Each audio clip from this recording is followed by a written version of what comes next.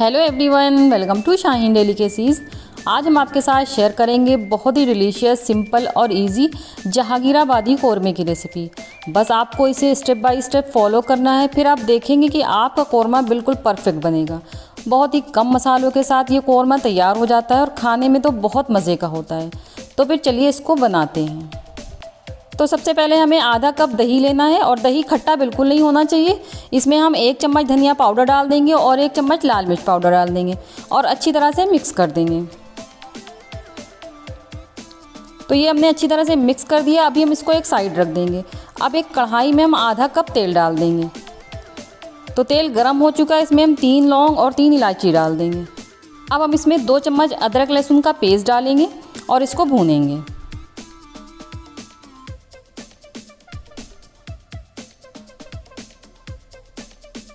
तो अदरक लहसुन अच्छी तरह से भुन चुका है। यहाँ पर हमने 300 ग्राम मटन लिया है। ये हमने चापें ली हैं क्योंकि इस डिश में चाप का ही गोश्त यूज़ होता है। तो इसको हम डाल के और 1 से 2 मिनट अच्छी तरह से भूनेंगे।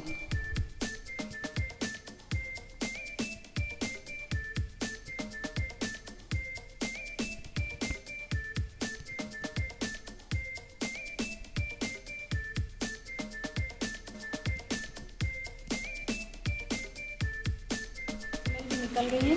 तो ये मटन अच्छी तरह से भुन चुका है। अब हम इसमें 1 बड़ी प्याज का पेस्ट डाल देंगे। इसको भी डाल के हम भून लेंगे। और ये जो कौरमा होता है, ये जितनी अच्छी इसमें भुनाई होती है उतना ही ज़्यादा ये टेस्टी बनता है। तो प्याज को भी हमने अच्छी तरह से भून लिया है। इसका तेल किनारे किनारे आ गया है। तो अब हम फ्लेम को बंद कर देंगे और ये जो हमने दही वाला मिक्सचर बना के रखा था, ये इसमें हम डाल देंगे और एक बार अच्छी तरह से हम इसमें मिक्स कर देंगे। उसके बाद हम फ्लेम को ऑन कर देंगे और लगातार चलाते हुए इसको भूनेंगे। और चम्मच को लगातार चलाते रहना है, वरना इसमें जो दही है वो फट जाएगा। तो दही डाल के भी हमने इसको अच्छी तरह से भून लिया है। अब ये 2 प्याज को हमने ब्राउन कर लिया था और इसका पेस्ट बना लिया था, ये डाल देंगे। 8 से 10 काजू को हमने पीस लिया था, ये डाल देंगे। अब हमने नमक अभी तक नहीं डाला है, तो इसमें 1 चम्मच नमक डाल देंगे। नमक आप अपने टेस्ट के हिसाब से डालिएगा, जितना कम या ज़्यादा खाना आप पसंद करते हैं। अब हम इसको एक बार फिर भूनेंगे क्योंकि इसमें जितनी ज़्यादा भुनाई होगी उतनी ही ज़्यादा ये डिश अच्छी बनेगी। तो ये अच्छी तरह से भुन चुका है। अब हमें इसकी ग्रेवी करनी है। तो यहाँ पर हम 1.5 कप पानी डाल देंगे और इसकी ग्रेवी थोड़ी पतली ही रखी जाती है। एक बार अच्छी तरह से मिक्स कर देंगे और इसका ढक्कन कवर करके बिल्कुल धीमी आंच पे हमें गोश्त को गलने के लिए छोड़ देना है। तो गोश्त अच्छी तरह से गल चुका है। अब हमें इसमें और अच्छा कलर देना है, तो 1 चम्मच हम इसमें कश्मीरी मिर्च पाउडर डाल देंगे। हमें अब इसकी भुनाई नहीं करनी है, भुनाई हमने पहले ही कर ली थी। अच्छी तरह से मिक्स कर देंगे इसको। और ये थोड़ा सा हमने पानी में घोल के केसर रखा था, ये इसमें डाल देंगे। 1 ड्रॉप हम इसमें मीठा इत्र डाल देंगे।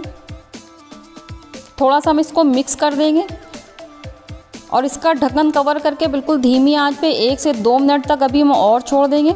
उसके बाद हम फ्लेम बंद करके इसको डिश आउट करेंगे।